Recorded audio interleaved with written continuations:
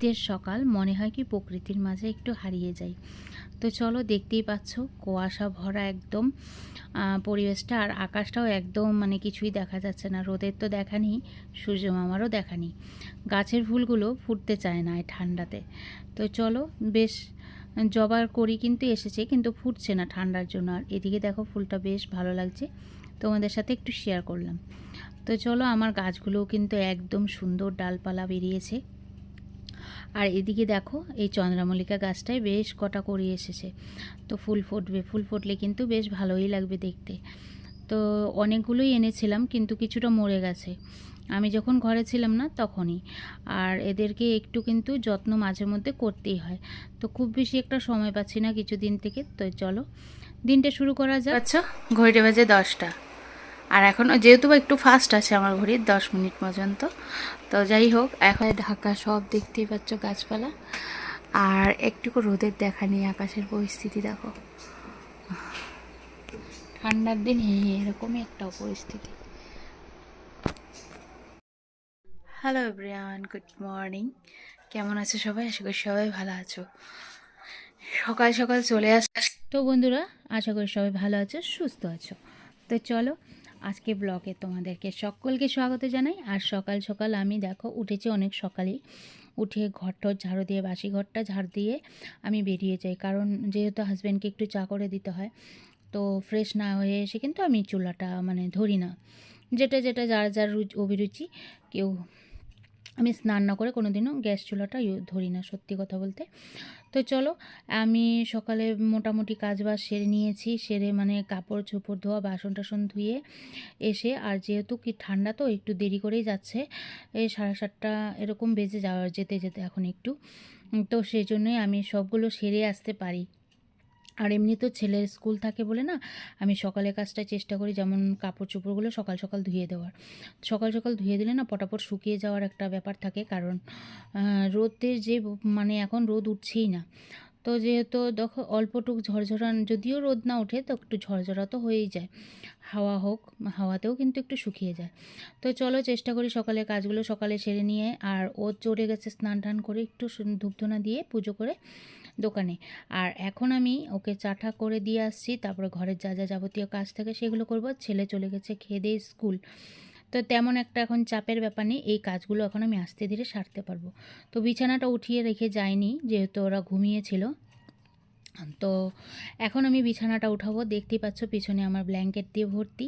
তো এই শীতকালে বন্ধুরা, শীতকালে বাসি বিছানা ওঠানো মানে বহুত একটা চাপ, কারণ এত ব্ল্যাঙ্কেট হয়ে যায়, জমে যায়। আর এদিকে যেহেতু ঠান্ডাটা বেশি, তো ব্ল্যাঙ্কেটের জন্য আর মানে এসব উঠাউঠি ভাঁজ করা করি, মানে এটা একটা আমার কাছে ভালো লাগে না বিশেষ।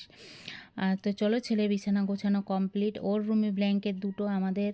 তারপর তো আর বলার নয়। ওইদিকে দেখো ওর জ্যাকেটটা, আমি ওটা একটু ইগনোর করে ওখানে রেখেছি খাটের উপরে, কারণ ওখানটা একটু রোদ আসে বলে ভাবলাম যে না, একটু গরম গরম হওয়ার পরে কাপড়গুলো কিন্তু পরতে বেশ ভালোই লাগে। তো চলো, আর এদিকে টেবিলটা গোছাবো ভাবছি। ছেলে প্রত্যেক দিন কিছু না কিছু খুঁজতে যায়, আর টেবিলের ওই ঝুড়িটাকে উল্টোপাল্টা করে ফেলে। তো চলো, সঙ্গে দেখো, ফুল ভিডিওটা ওয়াচ করো।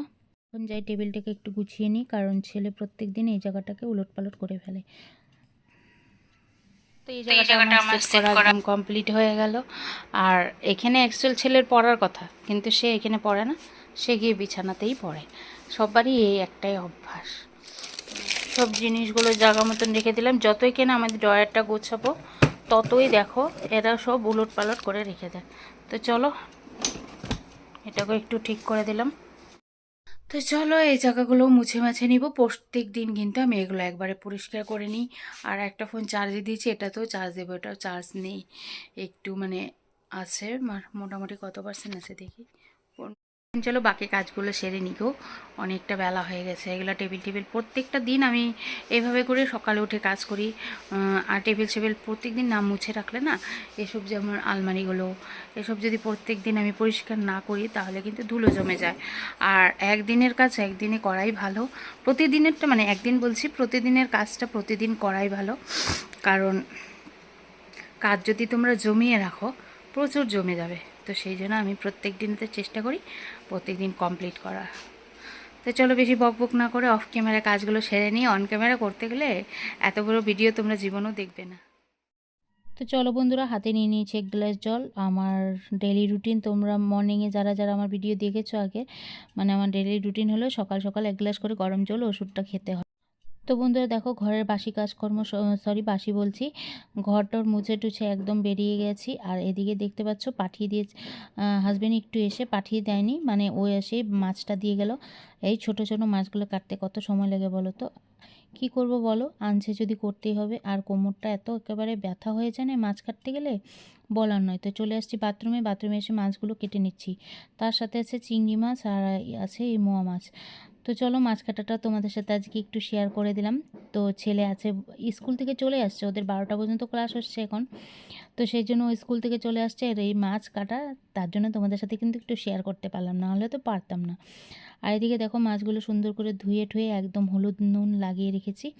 কিছুটা আমি রান্না করব আর কিছুটা রেখে দিলাম। তো চলো, আজ শুধু মোয়া মাছটাই করব, সেটা তোমাদের সাথে চলো আজকে রেসিপিটা শেয়ার করব। তো দেখো, যতটুকুন আমি রান্না করবো সেই পরিমাণে মাছটা বের করে নিয়েছি। আর এদিকে কড়াইতে বসিয়ে দিয়েছি তেল দিয়ে দেখো মাছটা সুন্দর করে একটু হালকা করে ভেজে নেব।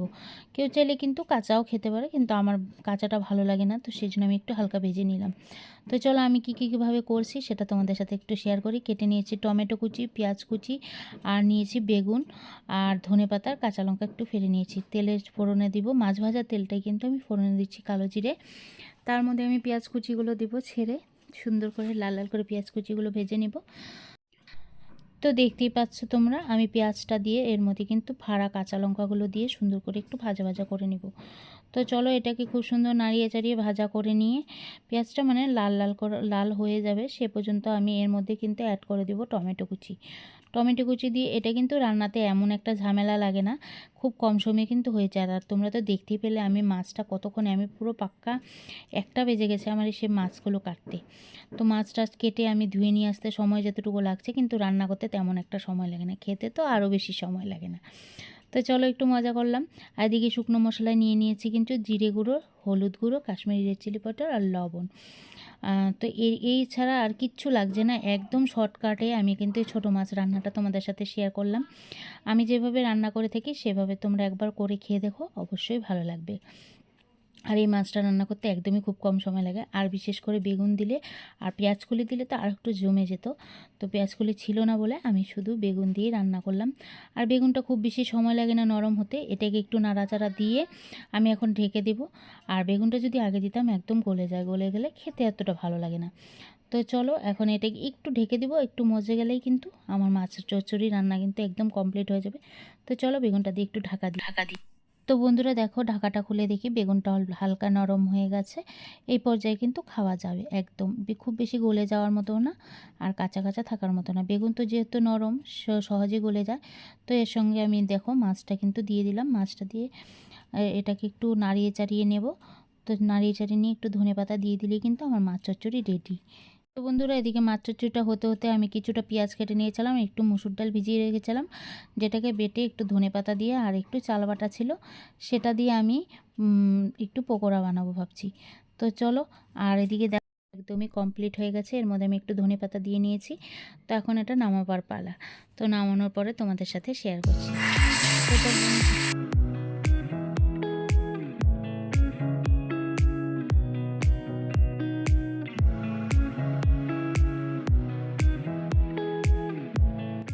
তো বন্ধুরা দেখো, আজ ভেবেছিলাম যে আমি আগে পুজোটা দিয়ে নেব, কিন্তু আজ আর আগে পুজোটা দেওয়া হলো না, যেহেতু 12টার সময় সেই মাছগুলো নিয়ে এসেছে।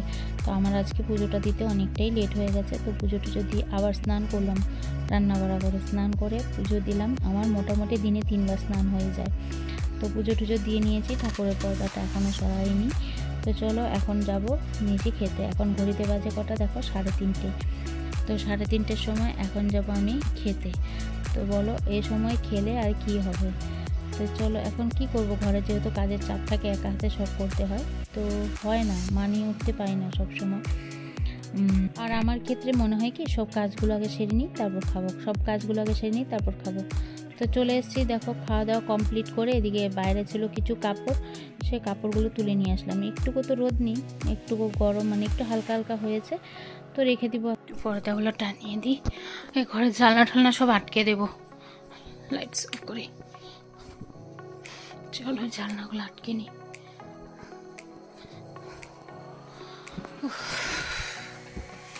একদম মানে আজকে একটুকু রোদ উঠলো না। জানলাটা ভীষণ শক্ত হয়ে গেছে, পর্দাগুলো টানিয়ে দিলাম। ছেলের বিছানাটা ঠান্ডা হয়ে যাবে না হলে।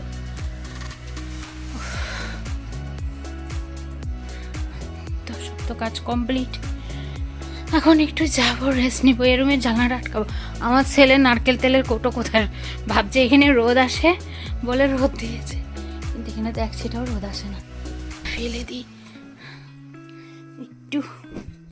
বালিশটা নিলাম, ওপাশে কিছু কাপড় ভাঁজ করা আছে, পরে ঠিক করে রাখবো। এখন আর ইচ্ছে করছে ভেজা চুলটা খুলে নিই, চুলটা একদম ভেজা, স্নান করে এসেছি যেহেতু।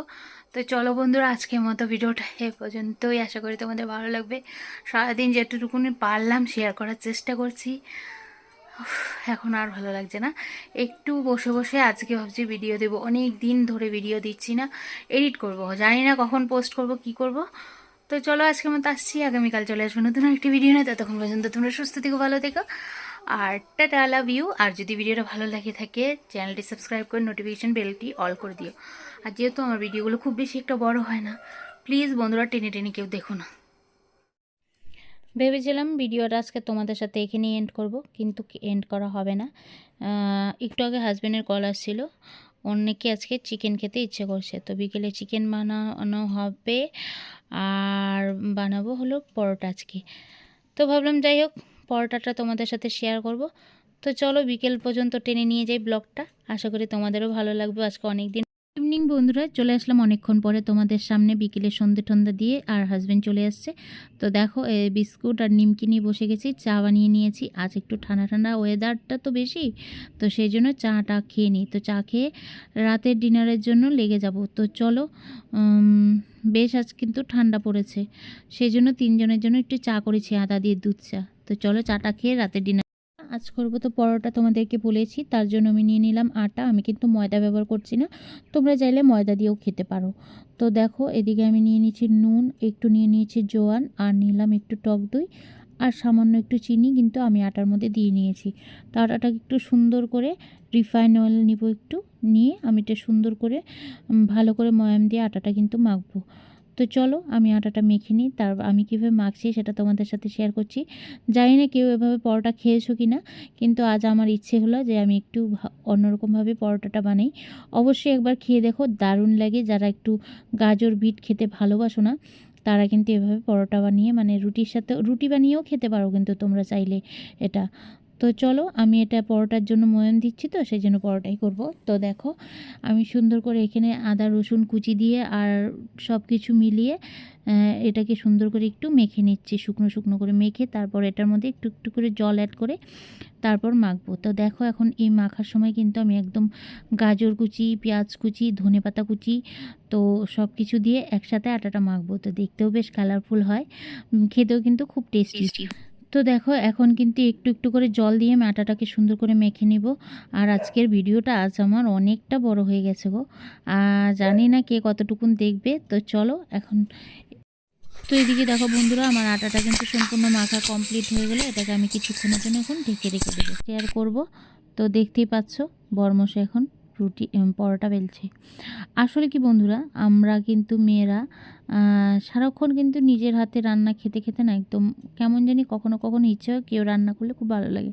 তো এটা বেশ, তো রান্না না সম্পূর্ণটাই আমি রেডি করে দিয়েছি, জাস্ট খালি বেলেও একটু ভাজবে পরোটাটা। তো চলো, ওর হাতে রুটি পরোটা কিন্তু খুব সুন্দর হয়।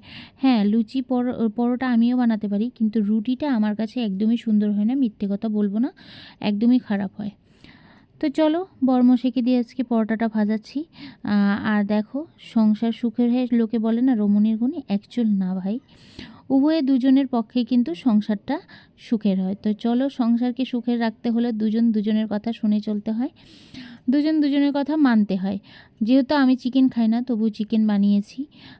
তো সেই মুহূর্তে ও কিন্তু পরোটাটা বানাতেই পারে, এমন কোনো বড় কথা না। এখানে আবার কেউ মন্তব্য করবে, ও বাবা বরকে দিয়ে কাজ করায়, নিজে কিছুই করে না। তো যাই হোক, এমন কিছুই না গো, সম্পূর্ণ সংসারের কাজ আমিই করি, ওকে দিয়ে জাস্ট একটু আজকে পরোটাটা ভাজালাম। তাতে কি হয়েছে, তো দেখো গরম গরম পরোটা কিন্তু বানানো একদম কমপ্লিট, আর পরোটাগুলো দেখতেও কিন্তু বেশ সুন্দর হয়েছে। অবশ্যই একবার ঘরে ট্রাই করো, কিন্তু আমি একদম বললাম, আর একদম নরম নরম হয়েছে। তো চলো ছেলেকে খেতে দিয়ে দিব।